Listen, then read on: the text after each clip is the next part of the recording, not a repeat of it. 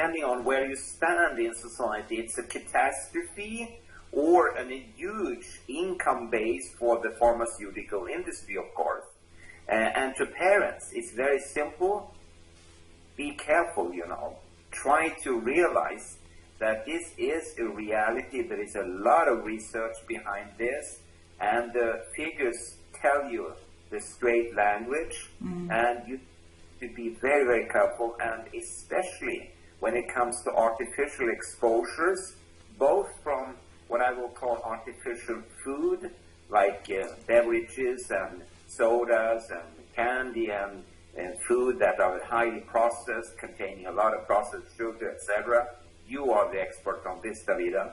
But also from physical exposures, like from cell phones, Wi-Fi routers, tablets, and also power line installations. And as you say, people, they would sleep next to one of these electric alarm clocks, and they don't realize that if they sleep with such a clock or a cell phone under the pillow, that would be equal sleeping under a power line, which would travel with, or contain 2 million watts.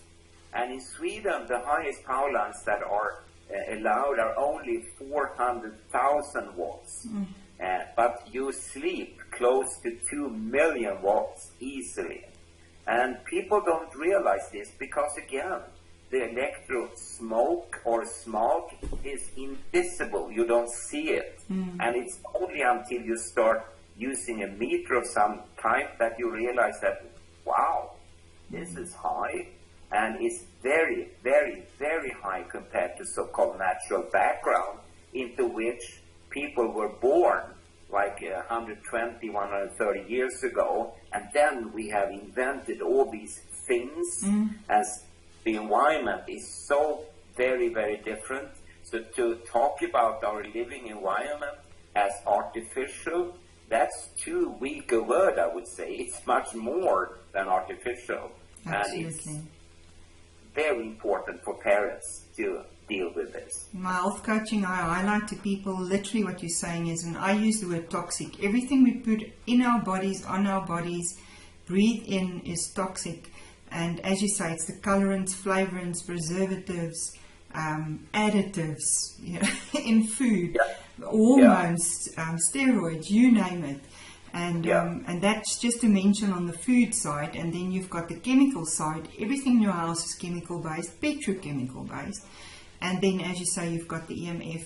I recently did a EMF assessment at home, and it was very interesting, exactly what you're saying now.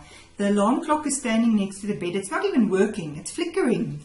It is, you know, it wasn't even set. And I did the assessment. I'll put the link on the video so that people can go and watch it to just see what those electrical fields were like. Simply from an alarm clock next to the bed, next to the person's head, and it's not even being used. You know, and the person obviously suffered from not sleeping well. You know, so 1 + 1 is 2. That's what I can say. And, we are not saying that, for instance, stress is of no importance. Absolutely. On the contrary, you have to search through your whole backpack. Yes. And you have filled your bucket up to the rim, and you need to remove as much as you can. And as we said before, scrutinize everything. What you wear, what you use, what you eat, what you drink, what you don't do when it comes to exercise, etc. All of them tied together and are equally important to look at. And of course, in the acute phase for an electrohypersensitive person, you need to remove the exposure, period. That's what you need to do. But later on, to regain strength and health, you might have to also consider and reconsider your life's options. Absolutely. I can't agree more.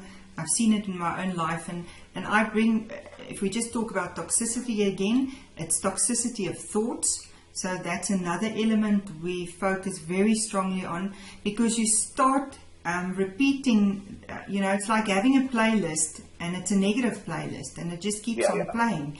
And you need to stop that playlist and change the playlist. But that takes work and effort It's a lot of hard work to do that, and obviously deal with trauma, unfinished business, as you say, and learn practical strategies on how to deal with stress.